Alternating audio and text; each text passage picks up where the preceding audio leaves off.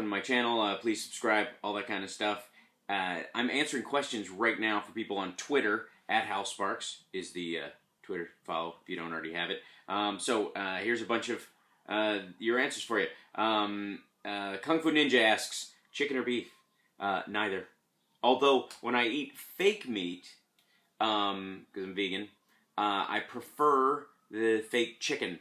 So fake chicken is the answer to that.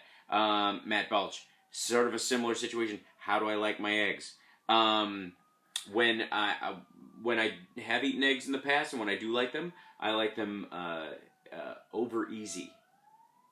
Just because that sounds kind of special. Kadra Fahada asked me how I could be so hot and adorable at the same time.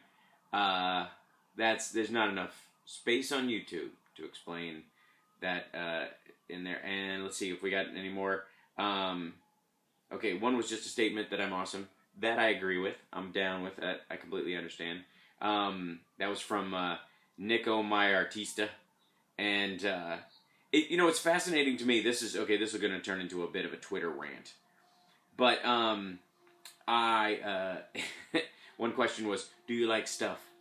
Not all of it, which I know is a bit of an evasive answer, but I'm very selective about what stuff I like. Now, if you're asking about the George Carlin routine, I love it. And if you don't know the George Carlin routine about stuff, shame on you. So Twitter, super functional. Probably the closest thing to an online hometown that most people have. Way more functional as a social network, I think, than Facebook, which has become kind of like... Twitter is interesting. It's like small talk that can lead to bigger talk.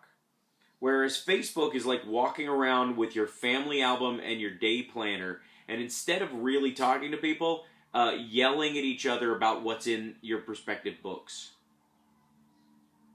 And having to watch ads. Just sort of have to pay for it through all the pop-up nonsense that goes in there. So Hotwire wants to know what's the airspeed velocity of an unladen swallow. He did not specify an African or European swallow, so he will now fall into the abyss. The ongoing thing, I joined Twitter when it was very new. For a couple of reasons. One is I like being up on this kind of stuff. But the other one being is that I learned early to jump on my name in stuff. If a new social media thing pops up, like you have to, if you're famous or even marginally famous, or you're planning on being famous, and this is advice for anybody who wants to act or do anything that requires, any major branding, whether you want to write or dance, it doesn't matter. You're going to need your URL, your Twitter handle, your Facebook, and all this stuff. And, they get squatted on as fast as they come out. So it really, if you're less known, or you're in the margins like I am at times, it helps. Because when a new thing starts, like Feed or Mobley or these other social media sites, you can kind of jump on early and get your name so that it's you and you can maintain your brand. So you're not like... one of the people that catch up late to the game. That being said, if you squat on names of famous people or you use one and you're not selling it, but you use it as your thing because you got in early and you got Brad Pitt or something like that, and you think the worst is if you're an actual fan. If you're just kind of a creep and you did that, there's almost a little bit of humor to it. I almost appreciate it in kind of an anonymous kind of a way. But if you do it because you think you're a fan, stop that. Give it to them. You want to be the best fan ever, and you own friggin' Jennifer Aniston, at Jen Aniston or at Jennifer Aniston or whatever it is.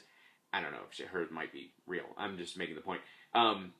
Give it to them, and then you'll be uber fan, number one. Holding on to it just makes you a jerk. Makes you a cyber jerk. Sorry, the cat is staring at me. Hi, Chud. You okay? You doing alright? Need food? I just fed you. Is the crow bothering you? There's a crow that eats I feed a feral cat that's in my neighborhood, and the crows in the neighborhood muscle her out of the food every so often. All right, more questions. Here we go. We got to get through these. Who do you want to be our next president, or who would you like to see run who isn't running? I'm going to vote for Hillary. I have no problem with that. I don't need to share 100% political ideology with the person I'm voting for. I think she's a qualified human being who will do a great job. Who would I like to see run who isn't running? Wesley Clark. I've always been a fan of his. I'll run eventually, but I got to clear up a bunch of stuff first. I mean, it's just, when you have as many YouTube videos as I do that either show you, half naked making out with men and or doing stand up about vaginas. I'm just saying it's not like America's not there yet, but it'll be a decade or so before I'm a viable candidate. Let's see. If this egg is my brain on drugs, I have so many questions. Like, for one, could I get some toast with that? No, Maria DeGaro, you cannot. You cannot scramble your brains. And that was the interesting thing. Okay, I don't want to get too I love the 80s on this, but that drug ad, if you're not familiar, the drug ad with a fried egg, and they just show a pan, and they go, this is your brain, or they show you an egg, and they go, this is your brain, and then they crack it open, and they fry it, and they go, this is your brain on drugs. I get that it's fried.